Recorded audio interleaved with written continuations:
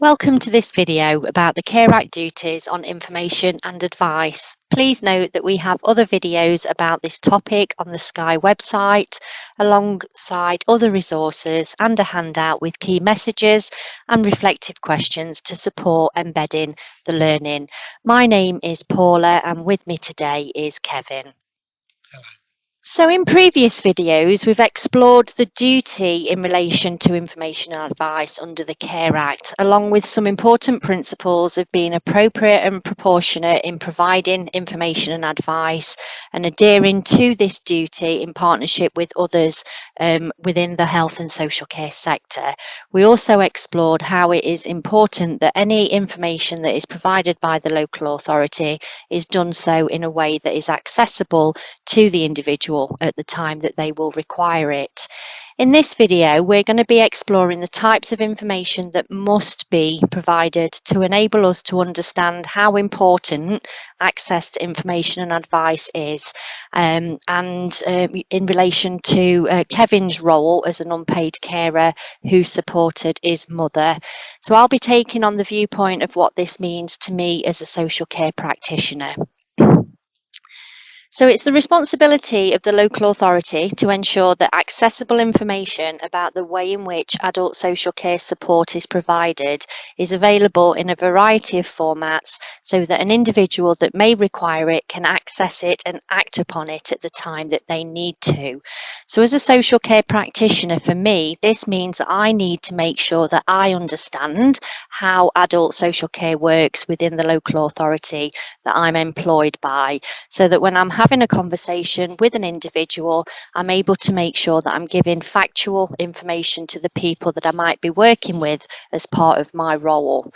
So when we think about information and advice, we're also thinking about what could we do as a local authority to support an individual to prevent needs from arising, such as eating healthily, getting enough exercise, not drinking too much alcohol, those actions that individuals can take to prevent health and social care needs from developing. So Kevin, when your mum first started to become unwell, did you look for any information or advice or guidance that might have benefited both you and your mum to kind of delay the impact of a progressive illness moving forward? Absolutely. I mean, one of the adaptive technologies, or they have different words for it, but that's the latest one. I think adaptive technologies, things like plugs and light switches and sensors, and one of the biggest problems with Mum was that when she could walk, which she stopped being able to walk, was that she might go for a walk and what have you, and how you actually do that. And there's things like sensors on the way out. They have to prevent burglars, but they're actually very good at giving warnings when they go out. But when you're a bit hard of hearing, like my dad was, is that going to help very much? So there's lots of technologies in that way, and I think I would say that it's quite poor actually in doing that, because a lot of people are quite technophobic in various ways, and therefore to actually go ahead and buy something or use it in some way, and we hear lots of kit being stuck in the corner somewhere. So I would say, from the point of view of advice, it's so much more than just saying, well, there is, or you could do something like this. It really impacts. It's your home. It really impacts you on the way you think about those. So that's one area. Another area is my mother became immobile, and she used a wheelchair, and we got no advice or guidance on how to cope with having a family member who can't walk, who's immobile. So that would have been very good. Disability, no, sorry, it's the funds grants. The grants where you can get that was a minefield in itself, and a lot of time wasted in that there wasn't an option going to be available for that. So disability facilities grant, I think that's what it's called. So that was a shame. But these things, a lot of the time you're told these are available, but you hear it from other carers, you hear it from other people as well. But it's actually, well, how do I get hold of it? We even had a wheelchair assessment where we thought we'd done all the paperwork, and then the next day we got sent a form that we had to fill in ourselves, which delayed it even longer. So So there were lots of things we tried to do to help, but not very successfully. There was other information that was good, like the library. The libraries, our local library, did a great service of doing that. We tried to encourage the care worker, the sitter, to actually maybe they could know that and they could bring the books with them or bring the utilities with them. She had dementia basically. So there is so much out there, but it's finding the time really to do that. So it would be really good to actually have, wouldn't quite call, at least checking up to see whether you're doing. So a call for that. So much advice, and I could go on a bit more now. Fortunately, because of one of the carer support group, I went with the carers charity. We actually talked about what was then enduring powers of attorney. It's now the lasting powers of attorney, and I've seen more talks on those. But again, it's like one of those things that you don't do. Fortunately, we just managed to get the enduring one in place before my mum's had fluctuating capacity, and that was very good to do that. But as a social care practitioner, people are in all different stages of these. Some haven't got them at all. Some have got them in place and it's all sorted out. Some may be on an old agreement that's no longer the law. So there is a need for you to be able to work with all those. And obviously, when it comes to money, there's a lot of confidentiality things to be considered. And getting that right is so key. So yeah, I'll leave it at that. Yeah, no, I mean, there's a couple of things I wanted to just pull out from what you said. And I think it was in our last conversation, Kevin, we were saying that it's all well and good being given a leaflet about something, but I think you said you had a whole box worth of paper that you'd not even looked at.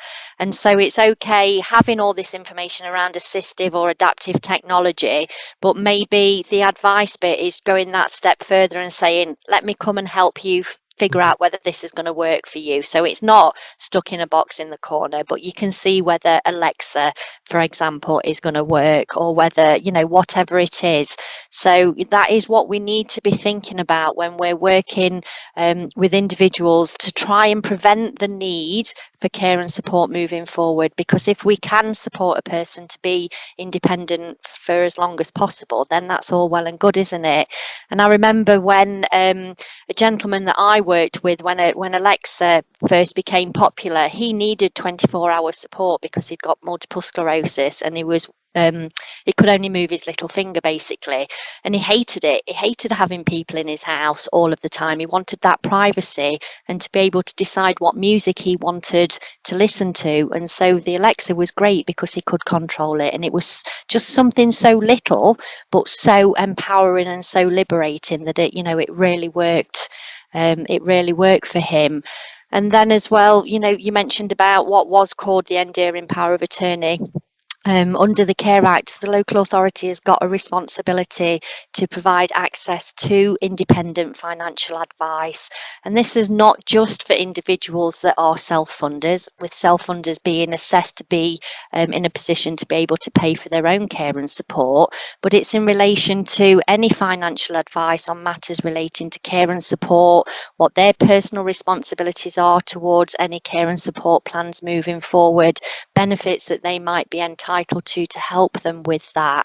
And so information, because there is a cost, nothing is free under local authority care and support. It is really important that local authorities do provide that information factually in whatever format it can be presented, whether it is a leaflet in the library or on the website, but also for social care practitioners to have that knowledge to be able to engage in a conversation, or to be able to say, I'm not quite sure what that area is, but let me find out and let me come back to you, because of supporting that developing journey. So yeah, it is absolutely fundamental.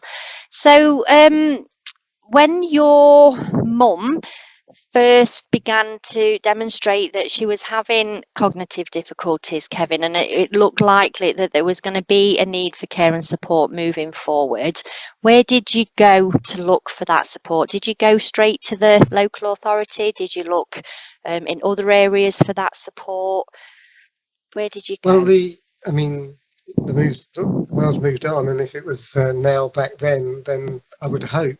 I mean, you look for a diagnosis. It's what you look for. You say you go to your GP, don't you? You go to your GP, and if it's mild cognitive impairment, there's not a lot they can do. But the carers still need help. They need support, and it can actually very much damage their own health and well-being, and do that. So, but we do now have these link workers, yeah, within and I would probably say that would be what I would hope would be the first thing that we would do, that the GP would recommend to have an appointment with their link worker. How that fits in with the rest of the integrated systems we're talking now is an interesting question. But I would say that is, I don't think, especially if you had any level of financial security, you probably wouldn't go to social services. We had no contact with social care, social services before we did for my mum, basically through probably our local carers charity. Yeah, and I think the point that you raised there, because your mum had got a health concern, and so obviously your first port of call is likely to be your GP or your hospital consultant. But I think what you said there is really important about, it's not only adult social care, so, social care practitioners that need to be aware of what resources are available. Our partners in the health service need to be aware as well. And, we know of social prescribers that will sit or hopefully are there to sit and have conversations and listen to people and provide that information and advice. And then if it's appropriate to do so, to make that referral into adult social care, or to at least give the information to you as it was then about how you can get an assessment of need for care and support. And I think you raise another really good point as well, Kevin, around the fact that your financial situation at the time would have tipped you into that self-funding category. Well, I don't even know. Potentially. We weren't desperate for meals. We weren't desperate for heating. We weren't. So we didn't even think. We wouldn't have even thought of that. Yeah, absolutely. But our duty in relation to anything that we're talking about in these Care Act videos, but again, we're talking about information and advice here, our duties are equal for people that are self-funders. So we need to be making sure that information, advice is available for people that we would term to be self-funders. If we're doing an assessment of need for care and support and they're a self-funder, they should get exactly the same support as an individual that would, require state support in order to meet their, care and support needs via a care and support plan. And I do think that is really important to get across there.